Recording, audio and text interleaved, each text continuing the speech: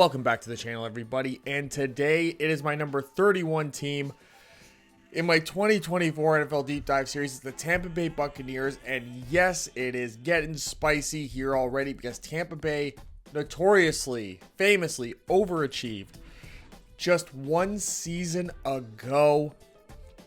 Played way better than anyone expected. They were actually my number 30 team in my last Deep Dive Series for last year. And I don't know.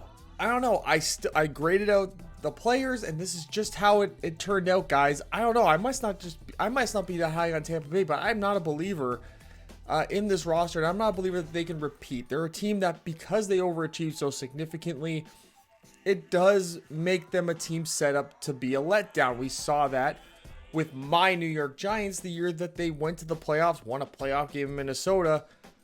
They certainly overachieved based upon their talent level, and that is what set them up to be an epic failure come the very next season.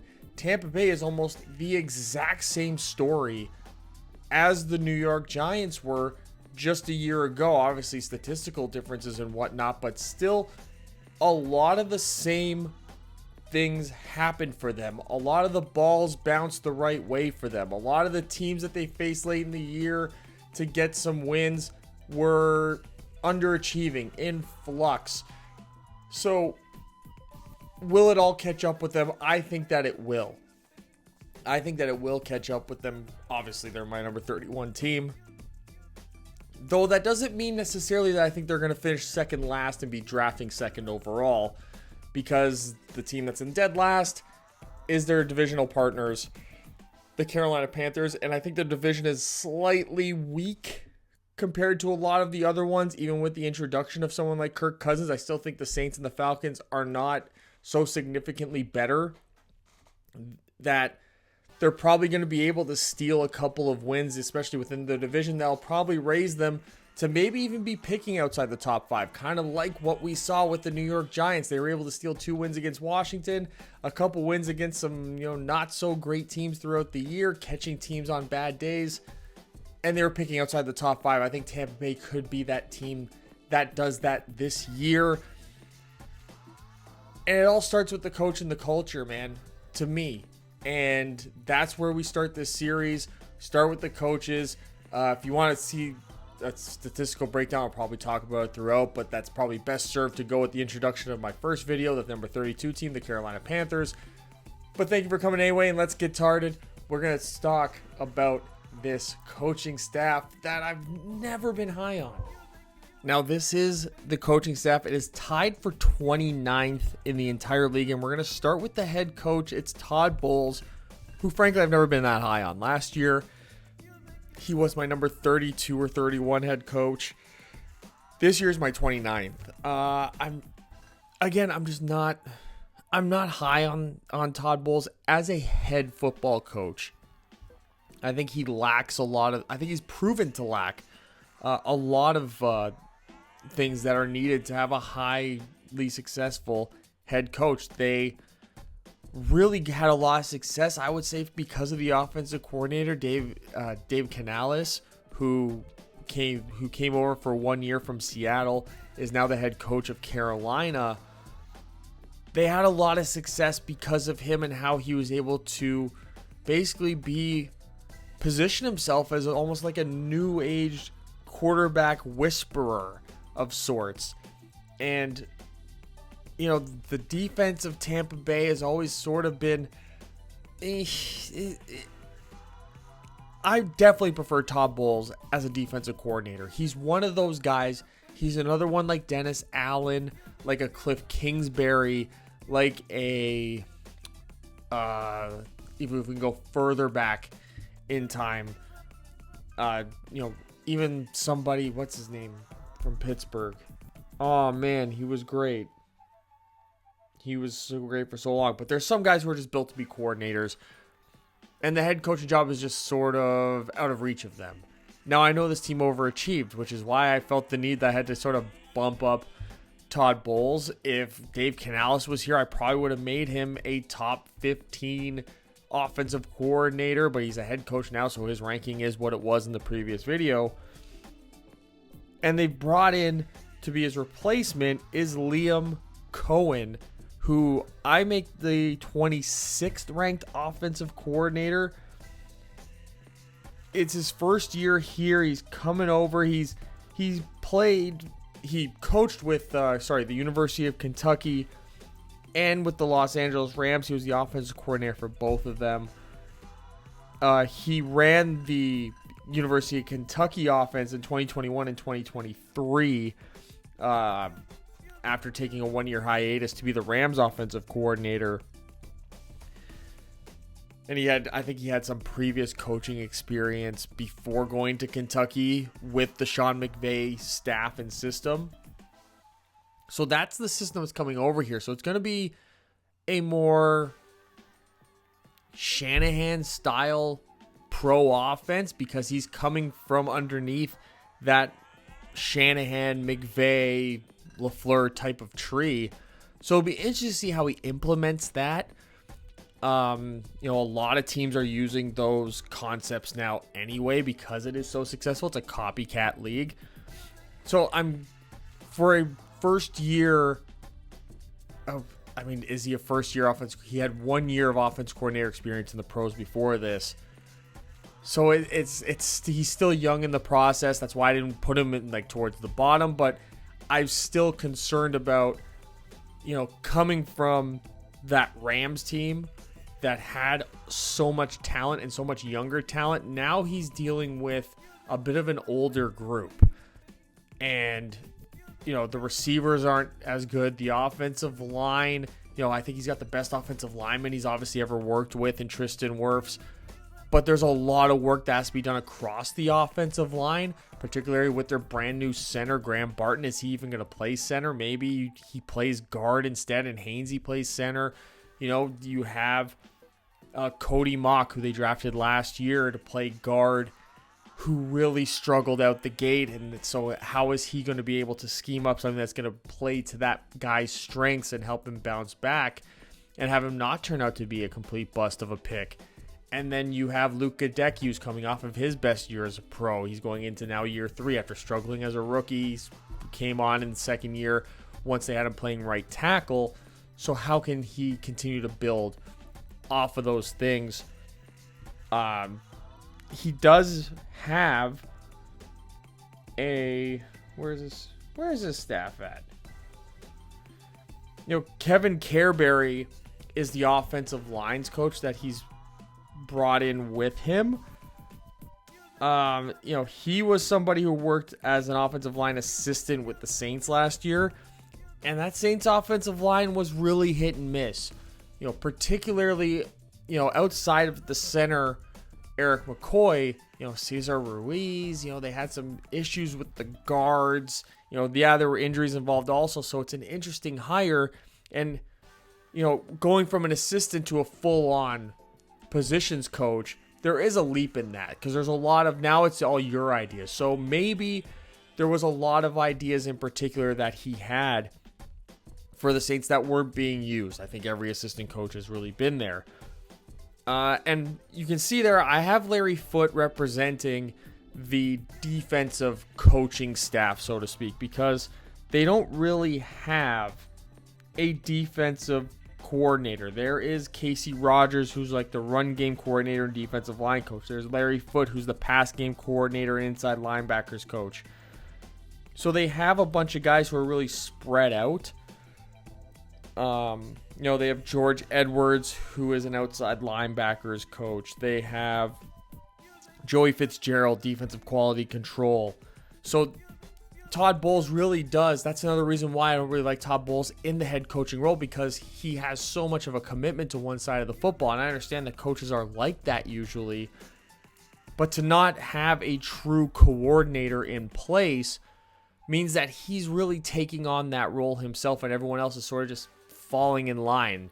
And so I put Larry Foote as the representative because I think he is the best of the bunch. I think he has the most potential out of the current crop of high-ranking defensive coaches here on this team to take the next step after this season and become a full-on defensive coordinator somewhere else. Because if they finish as a bottom 5 with a bottom 5, bottom 10 even record. I don't expect Todd Bowles to be retained, which likely means the staff will be completely reshuffled because there was a lot of in-house, keeping everything in-house when Bruce Arians retired here with Todd Bowles getting this job, because they kind of wanted to keep some continuity there. And I think that if the Todd Bowles experiment fizzles out after 3 seasons here, then it's going to be a complete reshuffling. But I think Larry Foote can put himself in a position to end up actually being a defensive coordinator next year, especially because he is doing this as a pass game coordinator in particular. And that is significant because of how much the pass game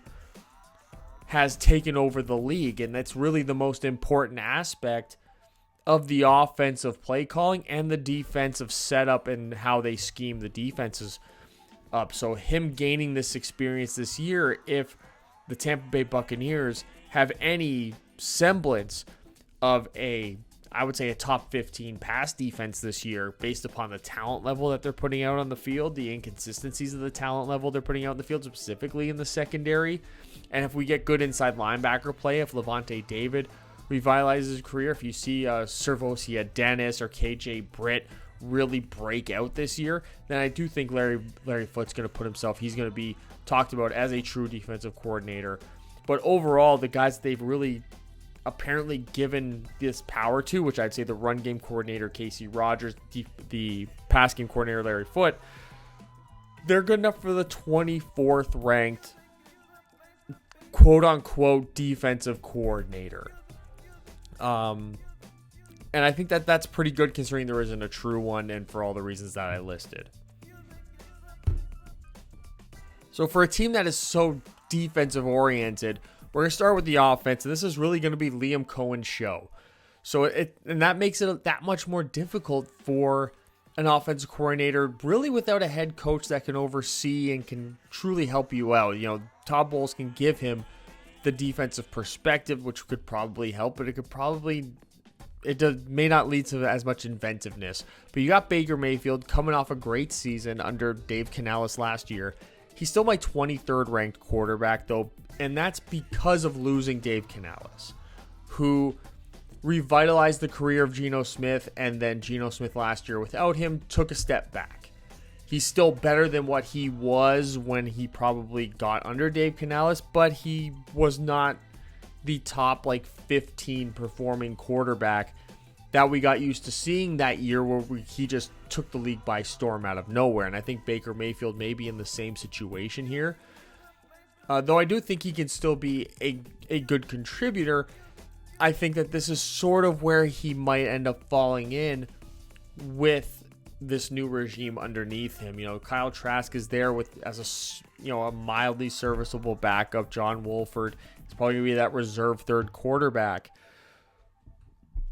But Baker's really going to have to remain dialed in. He's going to have to, keep a lot of the things that Dave Canales taught him. And hopefully Liam Cohen doesn't try to so much change his game, as it is build off of the things that Baker showed last year. And you do that with how you're going to use the new weapons that you have, how you're going to use the veteran weapons that you're able to retain, how you're going to make up for some of the deficiencies you have on the offensive line. All those things are going to contribute to how Baker Mayfield is going to be capable of performing. And I think Baker Mayfield has more talent than maybe the skill set he's been provided around him. So I think that he kind of raises up what could be an older, slower, more disastrous offense and helps give it a little bit of more life. And he also has that swagger to him. I think that people naturally go to him. Also, I think a thing that gets maybe lost in this is that Liam Cohen has worked with Baker Mayfield before. He worked with Baker Mayfield with the Rams when Baker Mayfield ended up on the Rams. Not this past season, but the season before that, when Cohen was the offensive coordinator for the Rams. And Baker came out and he had a great game against the Raiders on 3 days' notice. And then sort of, regressed back to the mean, obviously, but did enough where it's maybe it's the change of environment. Maybe put him in a good situation, he'll be great. And that's what he did with Dave Canales, where he was probably a top 20 quarterback under Dave Canales, I think, inarguably last year. That's why they were able to have success. But can Liam Cohen, without the guidance of Sean McVay, on his own, figure out what worked with Baker Mayfield when he had that little stint there with the Rams after the disaster in Carolina, and build off of what Dave Canales gave him just a season ago? So when it comes to their running threats out of the backfield, they're tied for 22nd in the league. You know, we got Rachaad White, and they drafted Bucky Irving from the University of Oregon, who I think is a sneaky good pick for them. You know, Rachaad White, you know, for fantasy owners, was actually playing great for a while there, just because he was getting a lot of touches, and he was getting a lot of touches on first, second, and third down in particular. And it was almost like manufactured touches that helped Baker Mayfield, you know, get more comfortable, gain some confidence. It was really helpful the way Dave Canales worked the running game. Now, up until really last year with Sean McVay using Kyren Williams, there wasn't a huge history of Sean McVay and the Rams using running backs particularly well as individuals.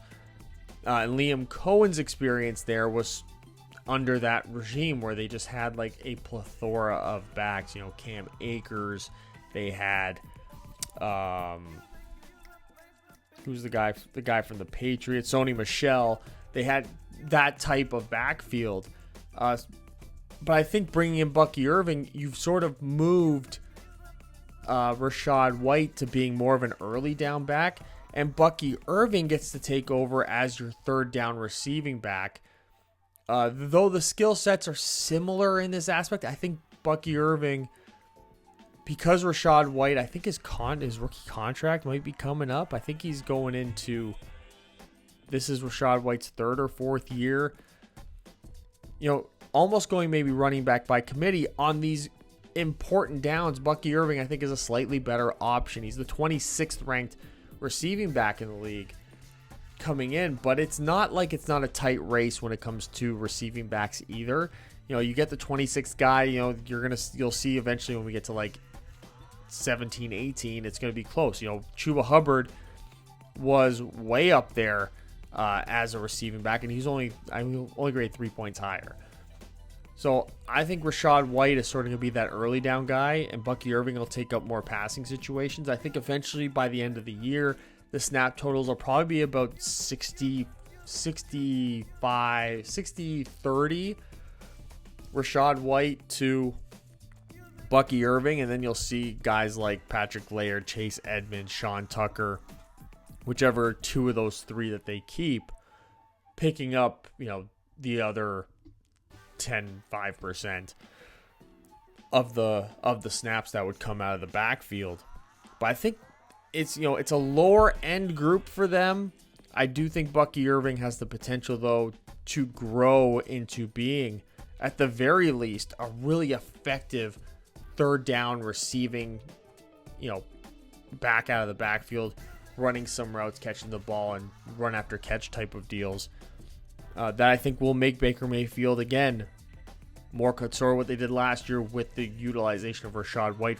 There was like a really good period of time there with Rachaad White where he was being used really effectively in all aspects of the game. That, you know, Baker Mayfield's performance is really, you know, it was like a cause and effect type of thing for Baker Mayfield's performances. So I think adding more depth to this group is going to only help in the goal of getting Baker Mayfield to play the way that he did last year, if not a little bit better. So let's talk about this wide receiver group. And they're tied for 17th in the NFL. Mike Evans, still a great wide receiver in the NFL. He's never not had a 1,000-yard season. But naturally, he's going to just gradually start going down. He hasn't drastically dropped down. Getting an 87 grade is fantastic. You know, Chris Godwin, sort of, once Brady was gone, it just wasn't the same for him. You know, you can blame injuries, you can blame whatever. It's just not the same. That's why they go out last year. They drafted Trey Palmer, and they got Jalen McMillan this year from the University of Washington, who's going to grade out at 66. So I think a good balanced group. They got a true wide receiver one. I still think Mike Evans is a true wide receiver one in the NFL. I think Chris Godwin is a high-level wide receiver two. And I think Jalen McMillan is a really high-level wide receiver three with some upside as a rookie. So they're putting a good group out there for Baker to work with. I talked about Trey Palmer, Rakeem Jarrett, Ryan Miller, Devin Tompkins. I don't know if they add another wide receiver in the offseason. Maybe Rakeem Jarrett is someone they put some focus on, try to develop him. Ryan Miller, Devin Tompkins, I don't anticipate them to get much offensive work at all this year. They're mostly probably going to be just special teams contributors. But still, not a terrible group here to send on the field that they can stay healthy. It's almost the upper half of the league. The depth is a concern. And the age of Mike Evans continuously going up. It's like, what is the year that he falls off? Truly falls off. Is this the year? Because it happens with the snap of a fingers. So it's hard to anticipate truly when that's going to happen, but still a pretty decent group they're sending out there. So now let's talk about the tight ends, and they are tied for 20th with Cade Otton. Ironically, just like Jalen McMillan from the University of Washington. They got really good depth, though, at tight end. I like their depth at this position. They drafted Devin Culp, I think, from the University of Washington. I could be wrong. I might just be confused if him and somebody else. But, Payne Durham, David Wells, Coke Keefe, who they drafted the same year they got Cade Otton. It's a deeper group. So I feel like this group, outside of Cade Otton, when it comes to the other four in particular, we're going to see at least two or three of the best well-rounded players to have like a healthy rotation. Because maybe Cade Otton, you might want him just to be out there on passing downs, and that might be best served for him. Or maybe you split him out as a bigger slot with Mike Evans and Chris Godwin. So Jalen McMillan maybe plays on the outside more as an offense outside rotation guy. There is that. Overall, though, I'm looking at how someone, for example, like Tyler Higbee was used in 2022 quite effectively. How does Liam Cohen start using Cade Otton like Tyler Higbee, who I think are relatively similar in skill set?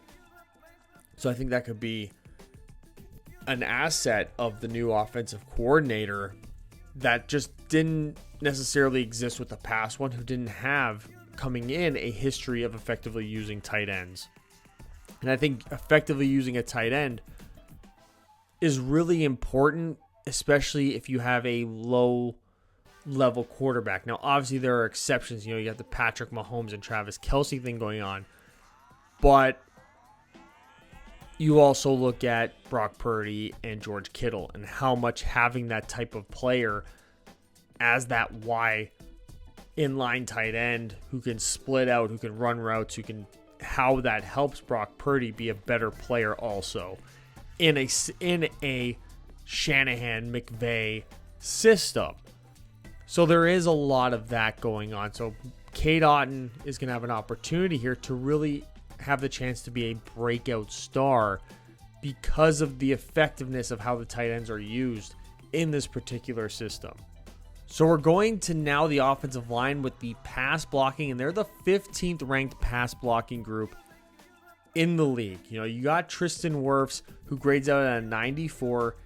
Really smooth transition to the left tackle spot.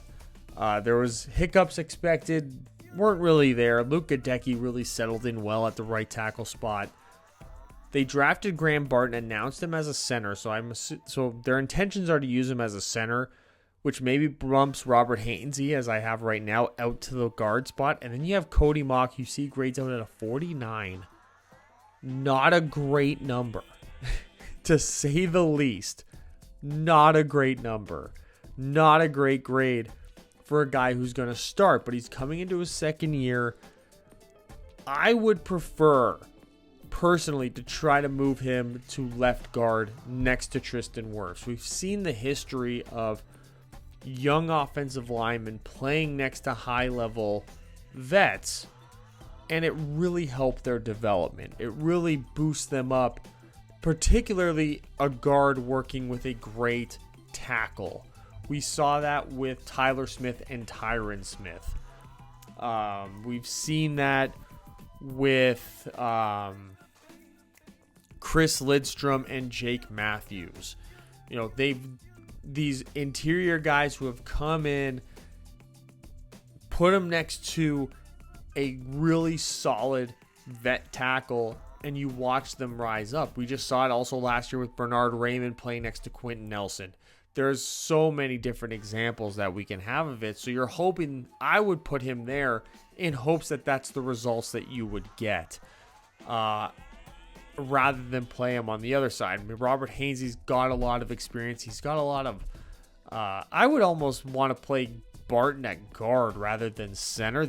But they announced him as a center, so that must be their intent. When it comes to the depth out there, at tackle, it's really Justin School. They got Elijah Klein as a rookie. They have veteran Ben Bredesen, Sua Opeta, Logan Stenberg. So there is, Opeta will probably be the one competing for one of the guard spots. And if it were up to me, he would replace maybe Cody Mock at this point, if you're just trying to put the best guys on the field. But you also want to develop Mock, so maybe you take a little bit one step back in the hopes of taking 2 steps forward.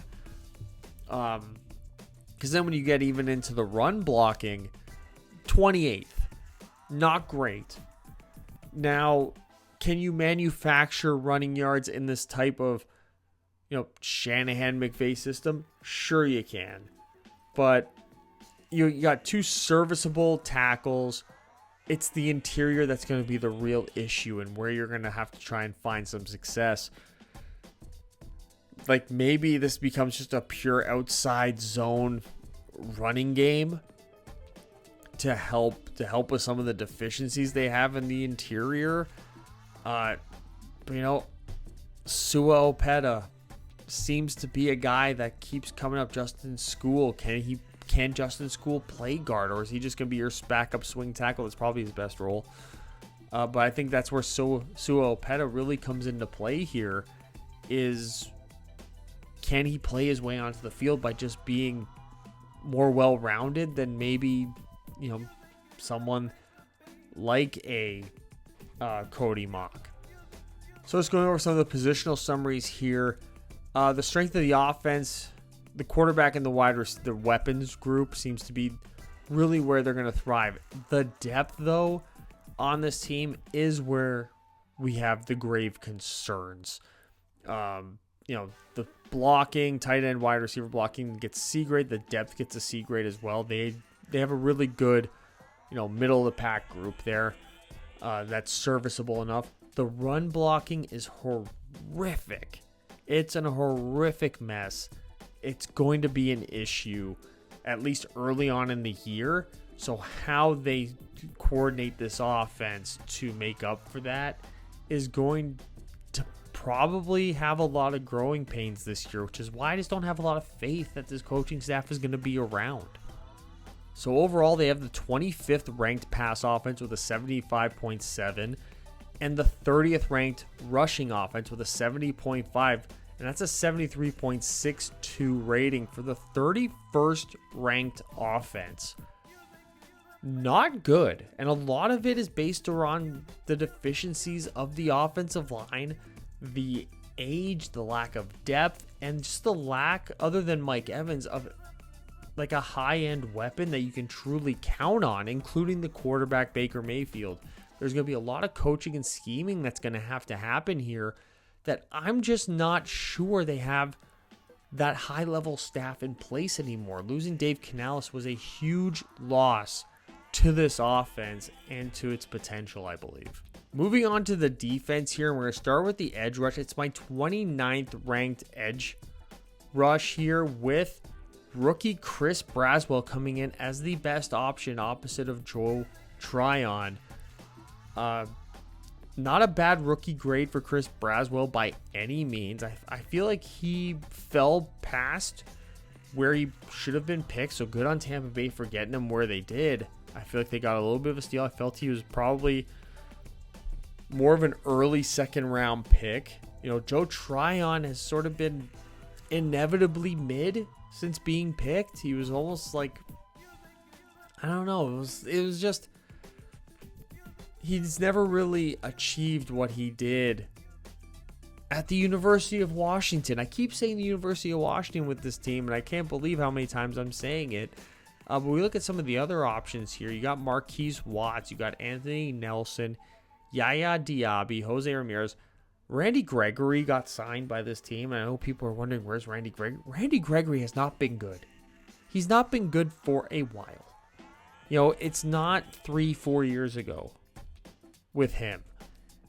He's not good. I don't know that he even makes the roster, to be honest, because you've got other younger, probably more reliable options, and even more developmental types like a Jose Ramirez, you might want to keep just to see if you can develop him throughout the year, get him a second year under his belt, and see what happens there. I think Yaya Diaby can build on his actual pass rushing skills from what he did as a early down edge setter in the run game.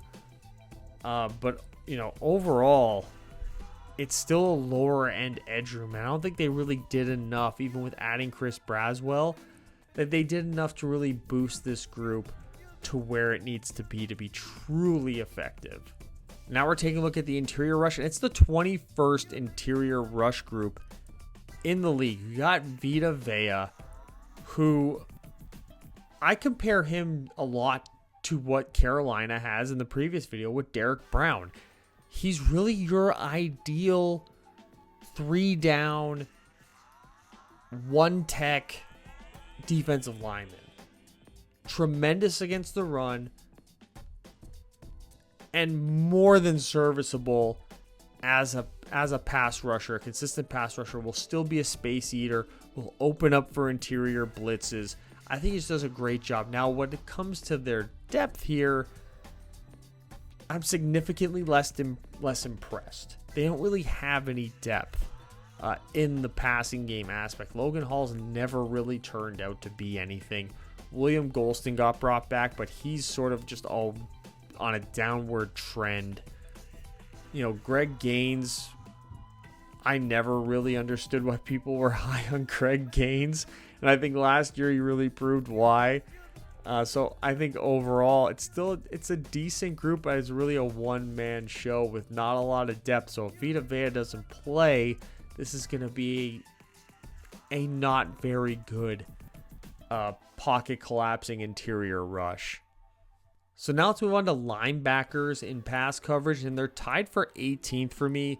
It's Levante David, and the next best one is Servosia Dennis. Sorry about the picture there. I couldn't really find a good picture of Dennis other than that one. But no more Devin White. He's gone. But I don't know that he's going to be missed all that much. Levante David is a veteran. He's a Bucs legend. But his play wasn't, necessarily reflective of that status last season. And you worry about a position that takes so much punishment throughout a season, especially a guy like Levante David, who's been a 3-down linebacker virtually his entire career, that's not going to be continuously a downward trend for them. Now, the football IQ doesn't go away, but the snap counts, the amount of games that you're able to actually play, it does suffer as you age, especially at this linebacker position. They do have J.J. Russell, who I think is serviceable as well. K.J. Britt is another one who I think could end up being a serviceable 3rd-down linebacker, passing down linebacker, passing situation linebacker. They drafted 2 rookies who are just not going to contribute in those ways. I think they're mostly brought in as special teams contributors. Maybe one of them makes the team and gets some early down work in some games if there's an injury that gets picked up, but not a lot added. Now let's get to the cornerback group, and this is my 24th ranked cornerback group. They traded Carlton Davis to the Detroit Lions, so they're left with Jamel Dean, Tavier Thomas, and Christian Izien. as their top three guys. And it's good enough for 24th. Tavier Thomas is an aggressive corner. Christian Izien really came out of nowhere last year. Jamel Dean's sort of been solid. But him moving into being like that number one corner, I don't like it. I think he was best served as like that number two corner. Now he's going to have to constantly be falling around the top corners all season long. And I don't know that that's something that's sustainable with him. And I also think that the lack of depth of having a high level number two corner is going to help them, because then you go into some of these depth pieces here. They have Bryce Hall, who came over from the Jets, Quandre Mosley, Zion McCollum, who they drafted last year, didn't really work out all that well. You hope he can develop this year. Corner is a really, really hard position to be good at right away. Very few of them are. Not everyone is Sauce Gardner or Tariq Woolen. A lot of people, they play this position and they're not good their first year. So hopefully that's the case from last year with Zion McCollum, and he can develop and be a number two outside corner, you're hoping, by the end of all this. Now we're going to take a look at the safety group, and this is really where the stars are. They're tied for third with their safety group in the passing game, and it starts with Antoine Winfield, a 91 grade. Arguably the best safety in football. I personally give that title to Jesse Bates, but I wouldn't be opposed to giving Antoine Winfield number two. They also drafted Tyke Smith from the Georgia Bulldogs. He gets a 76 grade in pass coverage. That's really his strength. I think you could see a lot of him being used when, in particular, you get Antoine Winfield bumping down into more of that slot role in passing situations. And Tyke Smith can play sort of off coverage there. In terms of their depth, they brought back Jordan Whitehead from the Jets. D. Delaney's sort of like a corner / safety. Kayvon Merriweather, I actually kind of like him too in pass coverage. So they got some good depth at the safety position. So I think if they can get in those three safety sets with Winfield, Whitehead, and Tyke Smith, I think that's a pretty good group. Or if they get really small, they go out and play some small ball there, having Antoine Winfield, D. Delaney, Jordan Whitehead, Tyke Smith, you could see a situation where all four of those guys are on the field at the same time. And they're running real small, depending on what situation they're in, how the game's playing out, what the offense is putting out there schematically. I think it's a real possibility that could happen, and they're prepared at least for those situations.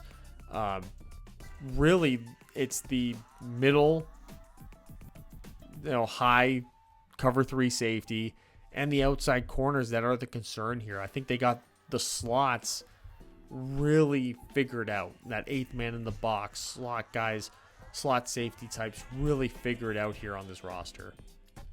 Now we're going to move on to the run game, and their edge group versus the run is 28th in the NFL.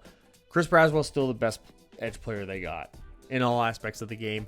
Yaya Diaby, I think, comes up here to get some early down work and will have opportunities to develop his pass rushing moves and hopefully become a 3-down edge player along with Chris Braswell moving forward.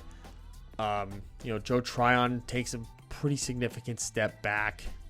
Marquise Watts, he's sort of like the third edge player in all situations. I would expect him to see maybe more rotational work than people are thinking, because I think he's the most, outside of Chris Braswell, he's the most well-rounded edge player that they have on the roster. I think Anthony Nelson better served in passing downs. Same thing with Tryon. Gregory, we talked about him already. Get him out of there. Attitude problems, all that stuff. Why bother? And Ramirez, develop him, let him play some special teams. Moving on to the run stuffers on the interior. They are tied for 10th in the NFL. The two best, Vita Vea and William Golston. This is really why they brought back Golston, is to play on those early downs, in my opinion.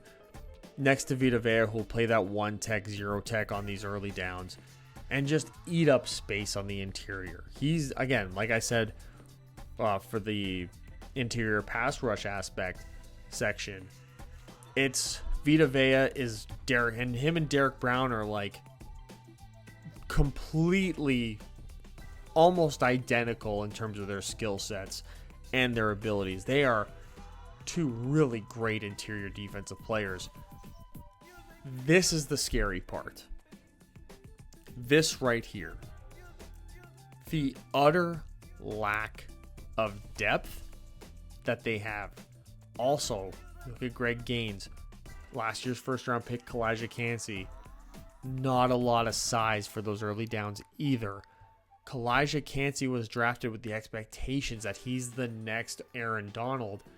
Completely unfair. I don't think he should have been a first round pick, especially based on how he played last year.